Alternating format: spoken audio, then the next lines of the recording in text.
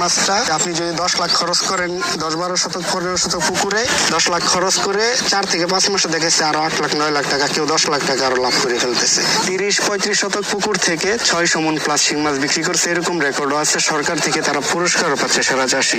1 KG মাছের পিছনে 1200 থেকে 1300 গ্রাম খাবার লাগিয়ে উৎপাদন করতে মাছের দাম মিলিয়ে দেখা গেছে 140 থেকে 150 টাকা খরচ হয় প্রতি কেজি।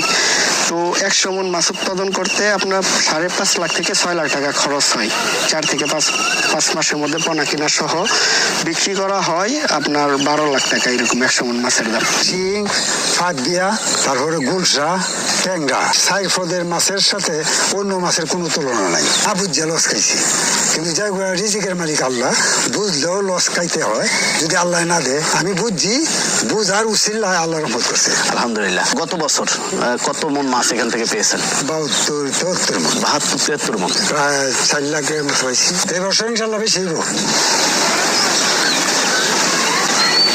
আসসালামু আলাইকুম দর্শক বন্ধুরা, কেমন আছেন সবাই? দেশ এবং দেশের বাইরে যে যেখান থেকে এই মুহূর্তে আমাদের আজকের এই প্রোগ্রাম দেখছেন, সকলকে স্বাগত জানাচ্ছি।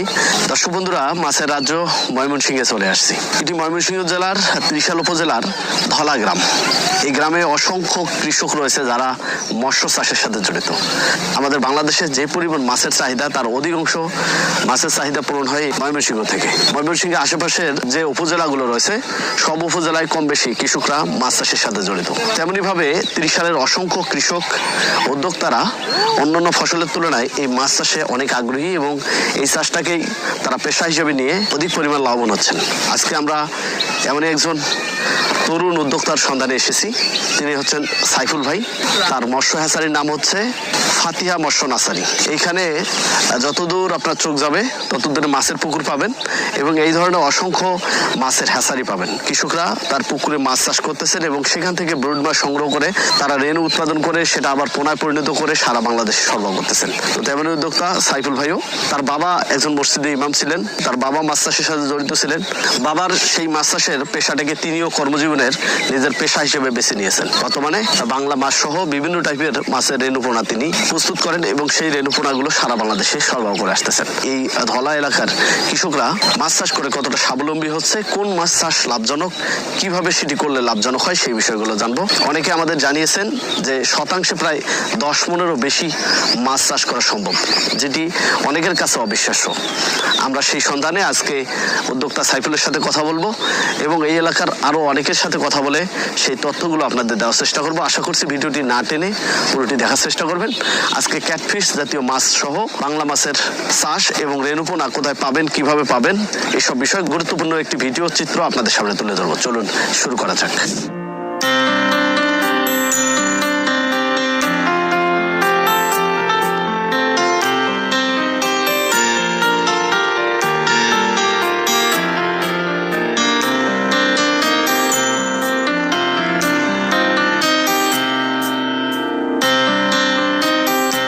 পুকুরে নেমে কথা বলছি, আমরা সেই উদ্যোক্তা সাইফুল ভাইকে পেয়েছি। একটু আগে এই পুকুরে জাল টানা হয়েছে এবং এখানকার যে পোনাটা খুব দ্রুত জেলেরা নিয়ে গেছে। একটু আপনার সাথে পরিচিত হব, সেই সাথে জানতে চাবো যে আপনাদের এই এলাকায় কোন ধরনের মাছগুলো চাষ হচ্ছে এবং এখন যে জাল টেনে পোনা তুললেন এটা কোন জাতের মাছ ছিল, কতদিন থেকে এগুলোর সাথে সম্পৃক্ত, একটু বিস্তারিত জানতে চাই। মোহাম্মদ সাইফুল ইসলাম, আমার আব্বার নাম মোহাম্মদ সুলতান উদ্দিন। আমার আব্বা একজন মসজিদে ইমাম ছিলেন, পাশাপাশি মাছের ব্যবসা করতেন। 2000 সাল থেকে আমরা এই ব্যবসাটা করে আসছি। আব্বা ইমামতি করতো, বেতন একটু কম ছিল, তো তারপরে দেখা গেছে 4টা পুকুর নিয়ে আমরা শুরু করি আর কি। আমি তখন একবারে ছোট ছিলাম, দেখতাম যে এগুলা করতো। আস্তে আস্তে পর্যায়ক্রমে আমরা পুকুর অনেকগুলো খনন করেছি। এখন আমরা সকল প্রজাতির মাছের পোনা বিক্রি করি, সারা বাংলাদেশে আমরা এই পোনাগুলো সেল দিচ্ছি। আচ্ছা, আমি আসার পথে যতদূর চোখ যাচ্ছে দেখলাম যে শুধু পুকুর, অন্য ফসল হয়তো চাষ হয় না, তাই না? যে আমাদের ধলা কয়েকটা গ্রাম আছে, সব শুধু পুকুর দেখবেন, হঠাৎ 2-1টা ধান ক্ষেত পাবেন, আর নইলে সব পুকুর। কি মাছ চাষগুলো হয় এই এলাকায়? এখানে আমরা ক্যাটফিশ জাতীয় মাছ, সাদা মাছ, সব মাছই চাষ করি। তেলাপিয়া, কোন, শিং, মাগুর, ট্যাংরা, গুলশা, পাবদা ইত্যাদি সকল প্রজাতির মাছের পোনা উৎপাদন করি। আচ্ছা, বাহ, চমৎকার। কালচারের জন্য ব্রুড মাছগুলো কোথায় চাষ হয় তাহলে? ব্রুড মাছগুলো আমাদের দলা অ্যাভেলেবেল হ্যাচারি আছে, বাড়ির পাশে পুকুরে টানে হ্যাচারি। তো আমরা রেণুগুলো ওইখান থেকে সংরক্ষণ করে পুকুরে ডিমেতে ফোটার পর একবারে ছোট ছোট এই রেণুগুলো আমরা সংরক্ষণ করে পুকুরে ছাড়ি আর কি। প্রথমে মা মাছ, ব্রুড মাছ আছে, এগুলো উঠাই, উঠানোর পরে আবার ব্রুট মাছের কোয়ালিটি গুলো দেখতে হয়। যেরকম শিং মাছের বাচ্চাগুলো আমরা যে ব্রুট মাছ থেকে নেই, কেজিতে 4টা 5টা 6টা এরকম বড় বড়। এটা হরমোন করা হয় আর ডিম দেওয়ার পরে 3-4 দিন লাগে ডিমটা ফুটতে। ফোটার পর আমরা পুকুর শুকিয়ে পুকুরের তলায় চুন ব্যবহার করি, ভালো করে চারখানি গাছপালা এগুলো সাফ করে তারপরে পানি ঢুকিয়ে তারপরে এই রেণুগুলো আমরা 4-5 দিনের বয়সী রেণু আমরা পুকুরে ছাড়ি আর কি। তো এটা কত শতাংশের পুকুর ছিল? এটা 45 শতক হবে। তেলাপিয়া কোন পাঙ্গাস, সাদা মাছ কোন, বাংলা মাছ, এগুলো যে খাবারের দাম তেমন বেশি একটা লাভ করতে পারতেছে না বর্তমান চাষিরা। কেজিতে 20-30 টাকা 50 টাকা বেশি লাভ হয় না। কিন্তু শিং মাছটা দেখা গেছে আপনি যদি 10 লাখ খরচ করেন 10-12 শতক 15 শতক পুকুরে, ভালো করে জেনে বুঝে করতে হয় আর কি। যারা বুঝে 10 লাখ খরচ করে 4 থেকে 5 মাসে দেখেছে আরো 8 লাখ 9 লাখ টাকা, কেউ 10 লাখ টাকা আরো লাভ করে ফেলতেছে। আশেপাশের মধ্যে আমার পাশের থানায় একজন আছে চাষ করে, তো উনার পুকুরে আমি নিয়ে দেখাইতে পারবো। উনি 10 শতক 12 শতক হবে পানি আছে, গত বছর 3 লাখ টাকার মতো লাভ করছিল। এই বছর উনার 6 টন খাবার অলরেডি চলে গেছে। এই বছর আশা করতেছে 5-6 লাখ টাকার মতো লাভ হবে। গুলশা মাছ আপনার মনে করেন 1400 গ্রাম খাবারে 1 কেজি মাছ উৎপাদন হয়। গুলশা পোনা কিনা সহ 180 থেকে 200 টাকার মধ্যে 1 কেজি গুলশা মাছ উৎপাদন হচ্ছে। লাস্ট 3 বছর যাবৎ গুলশা 500, 550, 600 টাকা বিক্রি হচ্ছে প্রতি কেজি পাইকারি এরকম। এই জন্যই সব মাছের চাহিদাটা একটু বেশি। আমরা আপনাদেরকে আজকে ক্যাটফিশ জাতীয় মাছ চাষের উপর একটি পূর্ণাঙ্গ প্রতিবেদন দেখানোর চেষ্টা করতেছি। আমরা আপনাদের অনেক সময় তথ্য দিয়েছি যে 10-12 শতাংশের পুকুরে 100 মনের উপরে মাছ চাষ করা সম্ভব। তো আমরা এই মুহূর্তে যে পুকুরের পাশে দাঁড়িয়ে চাচা এবং তার ছেলেকে নিয়ে কথা বলছি, বিগত বছরে এই পুকুরেও ভালো ফলন হয়েছে, এবছরও হয়তো 100 মনেরও বেশি হবে। আদৌ কি সম্ভব এত পরিমাণ মাছ চাষ করা? সত্যিকার অর্থে ময়মনসিংহের বিভিন্ন উপজেলায় এভাবেই চাষিরা মাছ চাষ করে স্বাবলম্বী হচ্ছে। তো আমরা চাষের সাথে 2-4টি কথা বলবো। সালাম আলাইকুম। ওয়ালাইকুম আসসালাম। চাচা কেমন আছেন? ভালো আছে, আপনার কেমন? আলহামদুলিল্লাহ ভালো আছি। কত শতাংশের পুকুর এটা? এটা 12 থেকে 13 শতাংশ। কত বছর যাবত এই পুকুরে আপনি মাছ চাষ করে আসতেছেন? আমি 2 বছর আগে করছি, কিন্তু 1 বছর প্রথম মাইর খাইছি। আচ্ছা, মাইর খাই গত বছর খাইছি। কেন মাথায় আসলো যে শিং মাছ এইভাবে চাষ করতে হবে বাণিজ্যিক ভাবে? আমার একটা ভাই আছে, আচ্ছা, হ্যাঁ এই ব্যাপারে এর অভিজ্ঞতা বেশি আছে। আমার ওই 5-6 আর জমি সব রাঁধে ফিসারি দিচ্ছে তাই দিয়া, হ্যাঁ আমার হাতে না মাছ ছাড়াইছে। ছাড়া এই ডেট থেকে আমরা বুঝে নিছি। প্রথম বছরে লস করলেন কেন, কিভাবে, কি কারণে? এটা বুঝছি না, আচ্ছা, না বুঝছে লস খাইছি। কিন্তু যাই হোক, রিজিকের মালিক আল্লাহ, বুঝলেও লস খাইতে হয় যদি আল্লাহ না দেয়। আমি বুঝছি, বুঝার উচিল্লাহ আল্লাহ রহমত করছে আলহামদুলিল্লাহ। গত বছর কত মন মাছ এখান থেকে পেয়েছেন? 72-73 মণ, 72-73 মন। প্রায় 4 লাখের মতো হয়েছি। খাদ্য খরচটা কেমন ছিল? খাদ্য খরচটা মানে 90 মণ খাইছি। সেটা বাদে কি 4 লক্ষ টাকা লাভ হয়েছে? হ্যাঁ, এই বছর ইনশাল্লাহ বেশি হইব, বেশি হবে। আল্লাহ দেওয়া যাইতে বেশি হইব। আচ্ছা, ভাবে বোঝা যায়। এই পর্যন্ত কেমন খাবার খাওয়িয়েছেন? 5 টন চলে গেছে। আপনারা কিভাবে হিসাবটা মিলান আর কি? হিসাবটা তো টনেরই 25টা 40টা এলো বস্তা। আচ্ছা। 1 টন। তারা ব্যবসা করে আর আমরা বলতেছে যে 24, 23, 22 টার্গেটটা এইটাই। আমি 22 মণ গত বছর খাইছি। মানে 1 টন খাবার খাওয়ায় 22 মণ মাছ 22 খাইছেন। মণ মাছ খাইছি। মাছ চাষ করতে আপনাকে প্রথম থেকে এখন পর্যন্ত কি কি করতে হচ্ছে? এদের নার্সিংটা কিভাবে করেন সকাল সন্ধ্যা? পানি ডেলিভারি করতে হয়, পুকুরে দেওয়া মোটর পানি দেওয়া সারি, বাইটেল দেওয়া রাখেন সারি দিই। ময়লা জমলে ময়লা আবার টাইনে আনে ময়লা বাইর করি।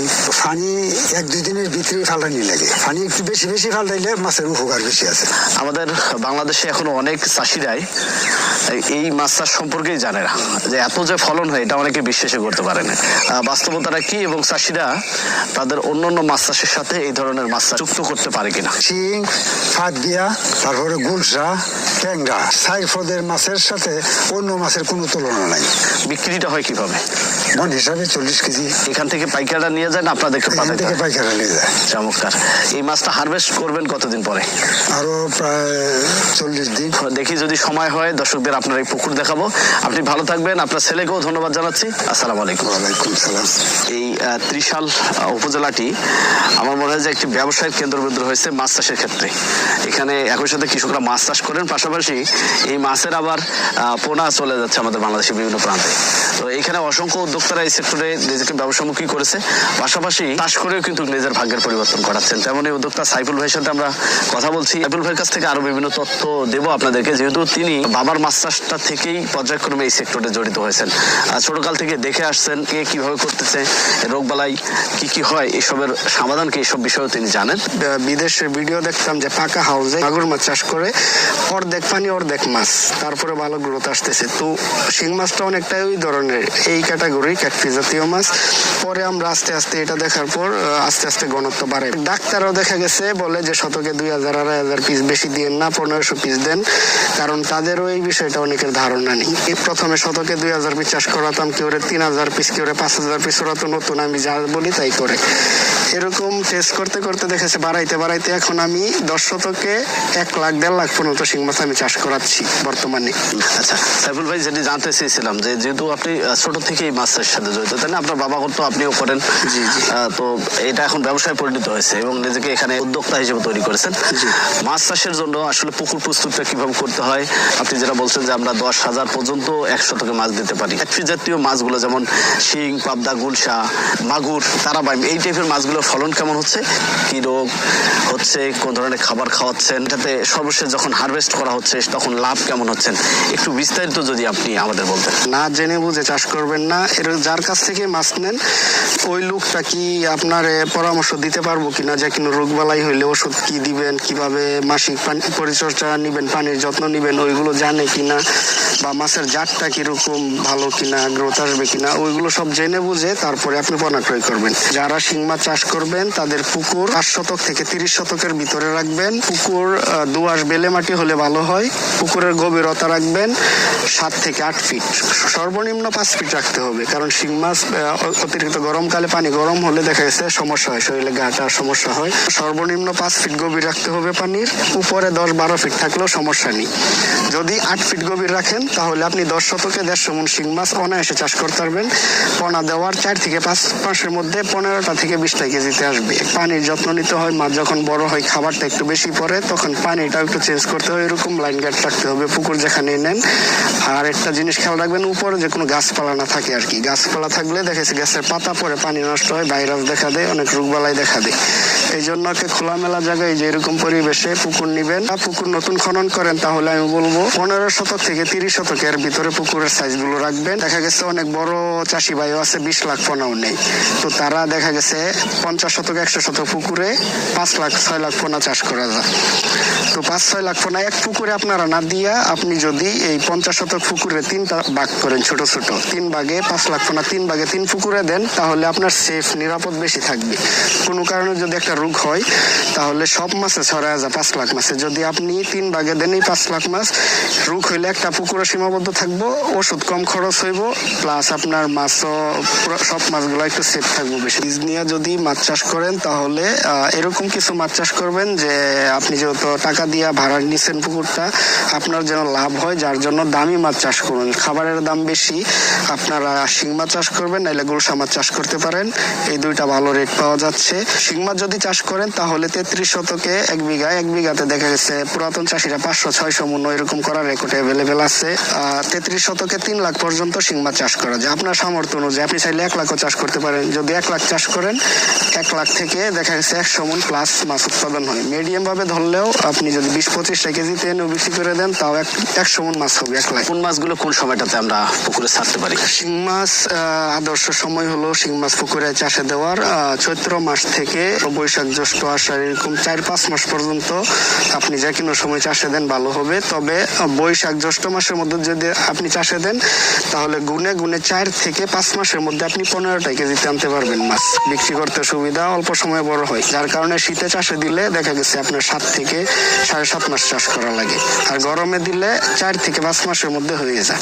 নতুন চাষিদের উদ্দেশ্যে আমি কিছু কথা বলতে চাই। আপনারা মাছ চাষে আসার আগে জেনে বুঝে তারপরে মাছ চাষে আসবেন। আর নতুন যারা চাষ করতে চাচ্ছেন, বর্তমানে মাছের যে খাবারের দাম সব মিলিয়ে দেখা গেছে সাদা মাছ, তেলাপিয়া, পাঙ্গাস এগুলোতে তেমন একটা লাভ নাই। আপনি যারা চাষ করে তাদের সাথেও পরামর্শ করতে পারেন, জানতে পারবেন আমার কথা সঠিক কিনা।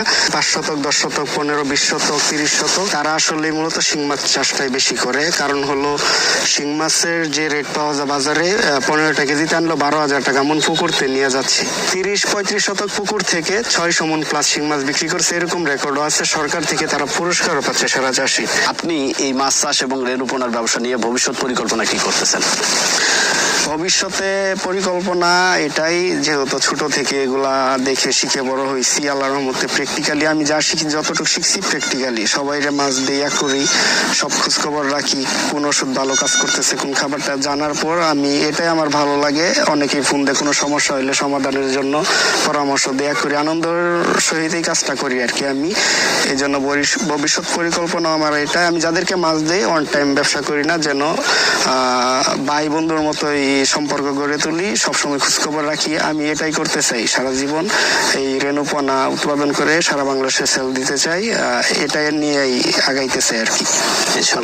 আপনাকে অসংখ্য ধন্যবাদ, আমাদের মূল্যবান সময় দিলেন, অনেক গুরুত্বপূর্ণ তথ্য দিয়েছেন। আজকের পর্বে এখান থেকে বিদায় নিচ্ছি, আর শারীরিক সুস্থতা কামনা করছি, সেই সাথে আগামীতে ভালো করবেন এই আশাবাদ ব্যক্ত রেখে বিদায় নিচ্ছি। আসসালামু আলাইকুম। ওয়ালাইকুম আসসালাম।